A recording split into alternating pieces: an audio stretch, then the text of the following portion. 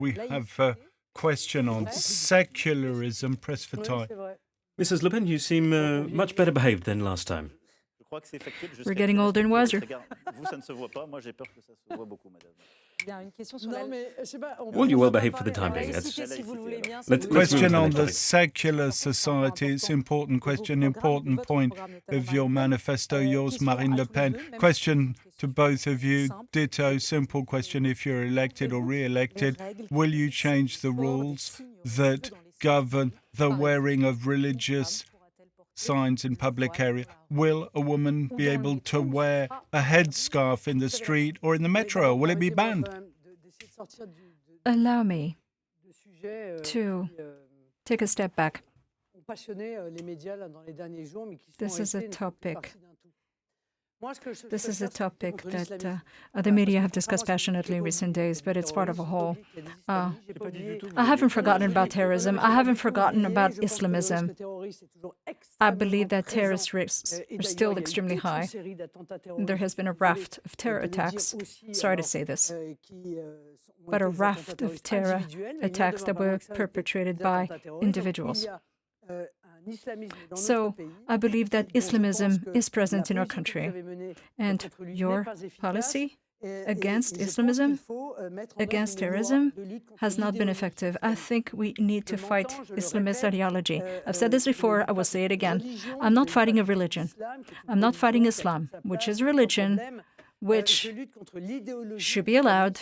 What I fight is Islamist ideology, which attacks the very foundations of our republic, attacks secular government, democracy, gender equality, an ideology that tries to impose Sharia law. I believe that this brand of Islamism should be fought by a republic that is proud of itself. We have nothing to be ashamed of. And by way of example, there are 4,500 foreigners who are on file. They are in the database that contains all the names of radicalized individuals that have disturbed the peace. These people should be deported. The government deports illegal aliens who are also in the database, but not the foreigners. I do believe that they need to be deported because we need to protect our people. There are 570 radical mosques which need to be shut down.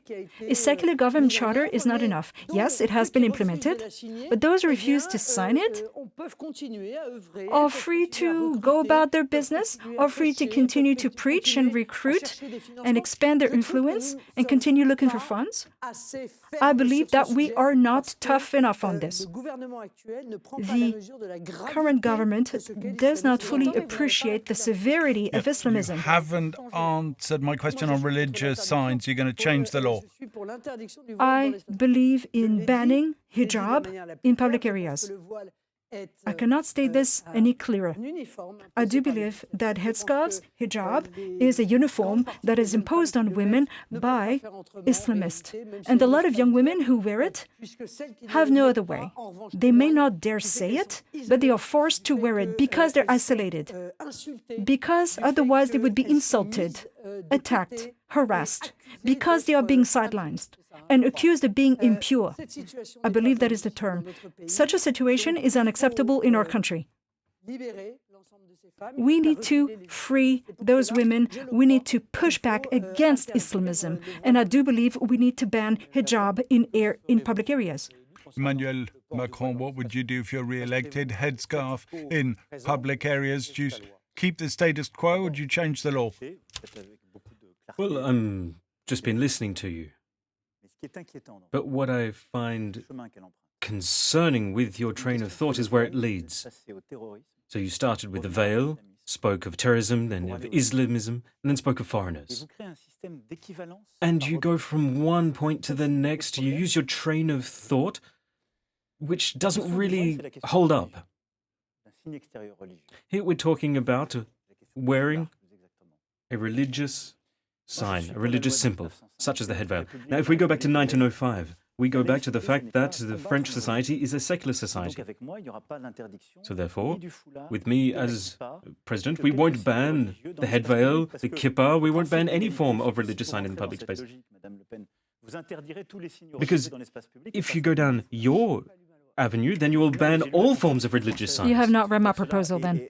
No, whatever you say, you must come back to the French Constitution. Because even if you are elected, which I don't wish to see, you will still have to abide by the Constitution.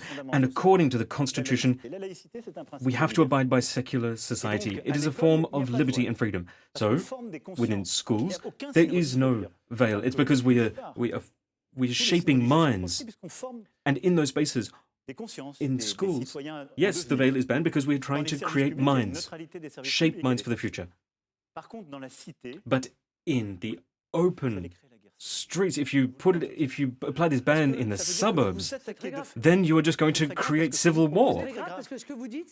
What you're saying is very serious. Are you saying that the people would not be okay with complying with the law? No. We need to be very serious about this because here, you're trying, what you are saying. Already you're saying that there's a number of people who would refuse to respect the law? No, what I'm trying to say is that France, the nation of the Enlightenment, is a country in which we have abandoned the first country in the world. The first country in the world where we would put a ban on such religious signs. That's the France you want to have. We will have been the first country in the world to have implemented many different legislations, Mr. Macron. But legislation to provide freedoms. You are creating a form of law which would just reject others.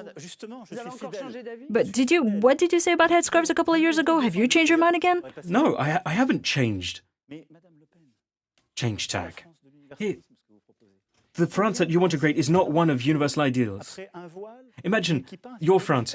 You would have police officers running down the streets, chasing down girls wearing hijabs or boys wearing the kippah. That's the France that you want to have. As many as law enforcement officers who hassle people about wearing and not wearing masks. No, you're not taking this seriously. Clearly we disagree. Yes, we do disagree. Because I think the France that you want to propose is one that goes against the very ideals. On the contrary, I do believe that this legislation would defend the French Republic. Now, we mustn't mix up Islam and Islamism. There are many French citizens who are Muslims. But this is something that I said before. And they live peacefully in our country. Here, we have Muslims who died in terrorist attacks. And she continues to wear her headscarf. But you want to take her headscarf off? Oh, come on. No, in concrete terms, in tangible terms, that is what your policy would do. We have people, French citizens, who would not be able to go into the public arena, into the streets, because of the law you want to bring in.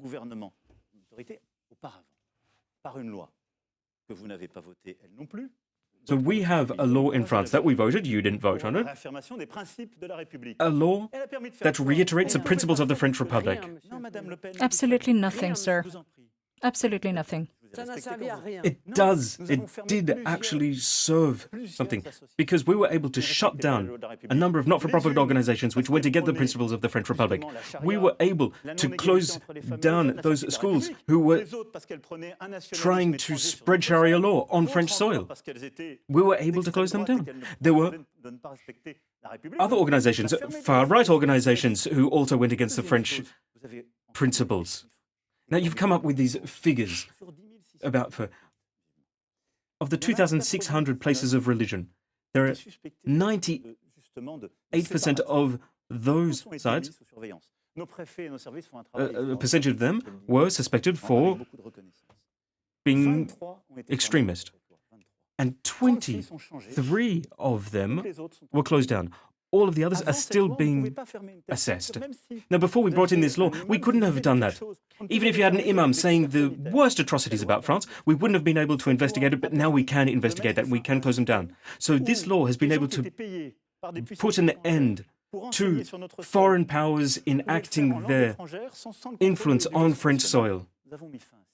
We put an end to that system. So we have made progress And we continue to fight against radical Islamism. But that's exactly what my platform seeks to do. No, the difference is we don't confuse the two, we don't mix up Islam and Islamism. That's exactly what my proposed legislation will do. And again, many thanks for this opportunity to remind the Muslims that I'm not waging a war against their religion. In a number of cases, as it happens, Muslims are the prime victims of Islamists.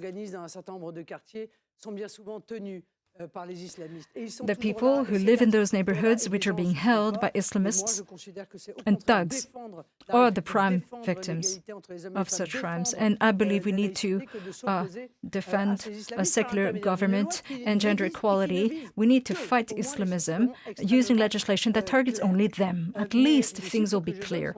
But the figures that I provide, unfortunately, are real. They are true. They come from the authorities. 570 radical Muslims, that's what the figures say. Your legislation was useless. You set up a secular government charter. No, I just told you exactly what we're doing, and the mayors are doing fantastic work with the secular charter. But what happened? What happened to those who signed that charter? We've been subsidizing it. Well, I would like to see evidence of that, because I did check, and nothing, absolutely nothing has happened. It's not true, and you know They're still there, and they shouldn't be here anymore. If they're foreigners, if they're aliens, they should go home. They should be deported. Not signing the charter, being a foreigner on our soil and refusing to sign that charter, you should go home. But obviously, deporting people is not something you believe in. You have deported absolutely nobody in the course of your term. But we're talking about French organizations, French not-for-profits. On the immigration front, I believe you have the worst track record of the past 15 years. Please, we're talking about religion. Here, we're talking about religion, ideology. But what we're talking about also is ideologies that are But yes, it is an ideology, not a religion. That's where you got it wrong. No, you can't say that a ban on the veils in the street is a ban on radical Islamism. Yes, I can. Yes, I can.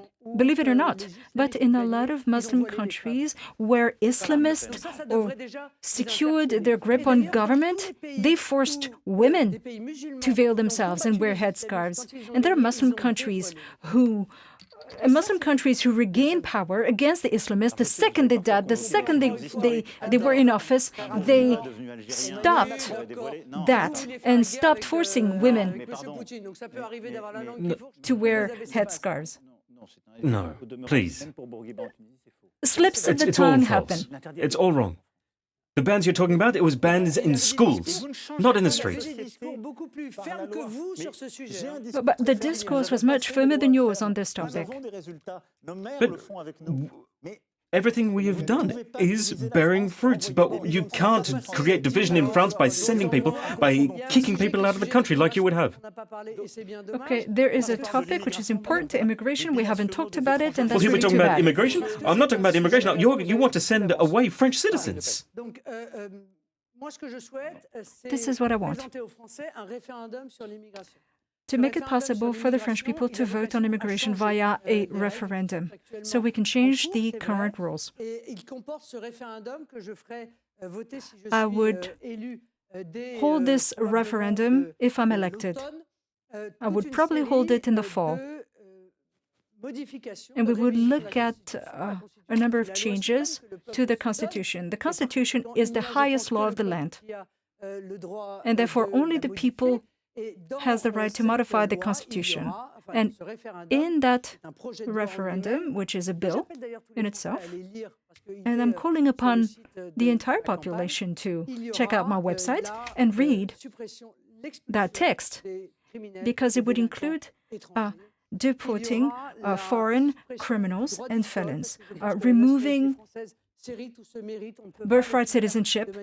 French citizenship should be earned. You shouldn't get it automatically. And also maintaining national preference for French people when it comes to housing allowances Housing, low-income housing, in particular, businesses should give French workers or French recruits priority when they're trying to recruit people.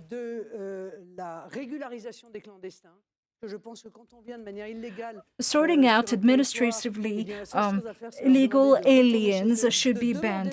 The first thing we need to do is force them to go home, and there they get to ask permission to come back. They can go to any French consulate in any country and apply there. Because we have a problem at the moment. We have a lot of people who come into France, they ask for asylum, they are denied, and yet they stay here. Deportation orders are implemented only in 10% of cases. And immigration is a problem that is forcing a society to spend a lot of money and a lot of effort in many different areas. You have a few minutes to set out your proposals on immigration and respond to Marine Le Pen. I would just like to say that on one side we have asylum that we have to continue to provide. These are people who are fleeing their country because there's war, because they fight for freedom. So that's asylum. And we need to be perfectly clear with French citizens. We have taken in a lot of Ukrainian people. They're war refugees. Yes, we have taken them in. So whatever changes you want to bring in, if you want to change our values, whatever you want to do, we will still you can't blame me for that. Do it. I'm just showing there are differences here. But there's also economic migration. This is what we need. We have students, men, women, who come to study and work in our country and make our country stronger. And that is regulated with residency permits. And we will continue down that vein. And then there is also undocumented migration. And the issue here is that the various avenues that people use through these systems to come to France tend to use the asylum networks. So at Tourcoing, a few months ago, I brought in a proposal to reform the Schengen zone. Because oftentimes, people come to Europe and come to France via other countries, Spain, Italy, and the likes. And we have the mafia and smugglers who use these networks and who prey upon the weak and the poor. So we need to protect these people. Another reform is that we're reforming to reduce the time it takes to process applications. Now, COVID, unfortunately, impeded upon our work as part of that reform, but we are continuing to reduce that time. And everything needs to take place just 6 months. In just 6 months, and it's very hard. The third main part the best is way that we would be need to not let them come in the first place. We need to have a better policy when it comes to returning people to their home country. And for that, we need to look at our visa policies, and we've been looking at that with a number of countries, because there were a number of people on that file that you were talking about earlier. But as part of that, we have to work with the home countries, because even if you have a referendum, you're not going to be able to send people back home to their country because you're not president of that country.